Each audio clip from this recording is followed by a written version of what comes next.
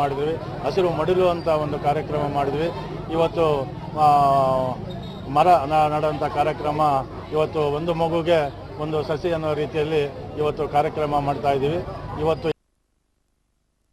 ಜಯನಗರದ ಬೈರಸಂದ್ರ ವಾರ್ಡ್ನಲ್ಲಿ ನಮ್ಮ ಮಹಾನಗರ ಪಾಲಿಕೆ ಸದಸ್ಯರಂತ ನಾಗರಾಜ್ ಅವರು ಇವತ್ತು ಎಲ್ಲ ಮಕ್ಕಳನ್ನು ಮೆರವಣಿಗೆಯಲ್ಲಿ ಅವರಿಗೆ ಪರಿಸರ ಅಂದ್ರೇನು, ನೀರು ಸಂರಕ್ಷಣೆ ಅಂದ್ರೇನು, ಗಿಡ ಅಂದ್ರೇನು ತಿಳಿಸುವಂಥ ಕಾರ್ಯಕ್ರಮದ ಮೂಲಕ ಗಿಡಗಳನ್ನು ನೆಟ್ಟು ಇನ್ನು 3 ತಿಂಗಳ ಕಾಲ ಅವ್ರದ್ದೇ ಆದಂಥ ಒಂದು ಟೀಮ್ ಇದೆ, ಬಾಂಧವ ಅಂತ.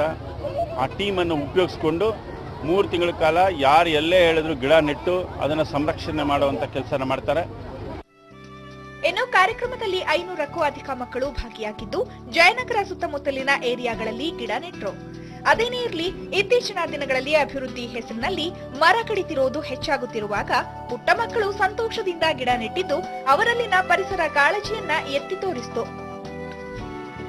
ಕ್ಯಾಮರಾ ಪರ್ಸನ್ ಶರತ್ ಜೊತೆ ವೀಣಾ ಸಿದ್ದಾಪುರ, ಸುದ್ದಿ ಟಿವಿ, ಬೆಂಗಳೂರು.